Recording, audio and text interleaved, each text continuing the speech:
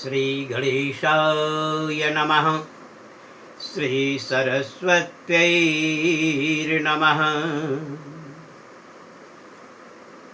कर्पूरगौरं करुणावतारं संसारसारं भुजगेन्द्रहारं सदा वसन्तं हृदयारविन्दे भवं भवानी सहितं नमामि। बोल शंकर भगवान की जय। श्री शिव महापुराण 8वां अध्याय ब्रह्मा का अभिमान भंग करने का प्रसंग आज भगवान शिव के प्रसंग में आएगा। कहा जाता है कि श्री नंदकेश्वर बोले, तब महादेव जी ने ब्रह्मा पर क्रोधित होकर अपनी भौहों के मध्य से भैरव नामक एक शक्ति प्रकट की,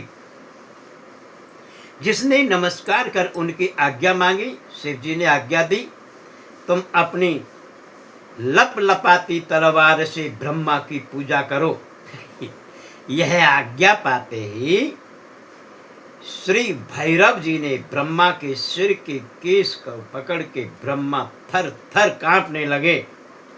भैरव जी ने शीघ्र ही ब्रह्मा का मिथ्याभासी 5वां सिर काट लिया। फिर उन्होंने उनके और सिरों को भी काट लेने को चाहा तो ब्रह्मा जी भैरव के चरणों में गिर गए।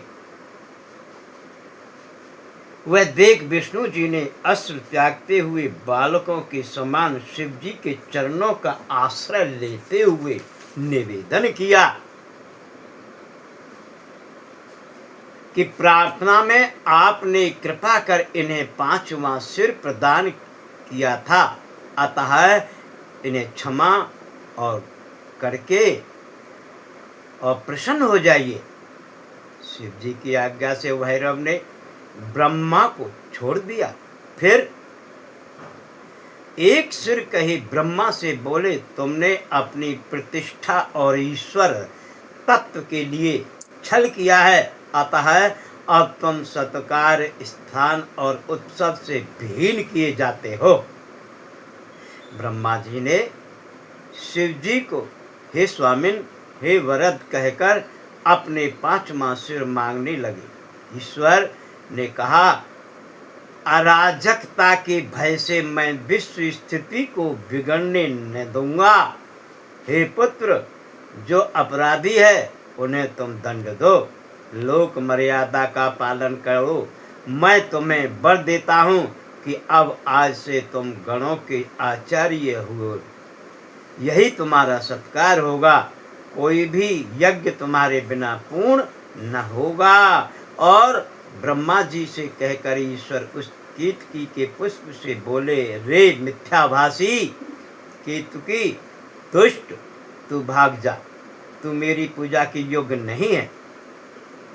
शिव जी के गणों ने उसे दूर भगा दिया। केतकी शिव की प्रार्थना करने लगी और उसने कहा कि हे नाथ, कुछ तो सब सफल कीजिए, मेरे पापों को दूर कीजिए, भला आपकी कृपा से क्या दुर्लभ है।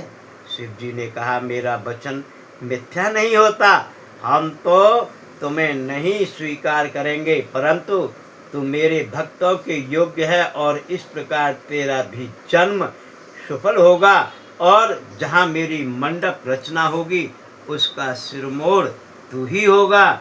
ईश्वर केतकी ब्रह्मा और विष्णु पर कृपा कर देवताओं में आए। देवताओं ने उनकी यथोचित पूजा की। शिव जी अपनी शोभित सभा में जा बैठे। बोल शंकर भगवान की जय।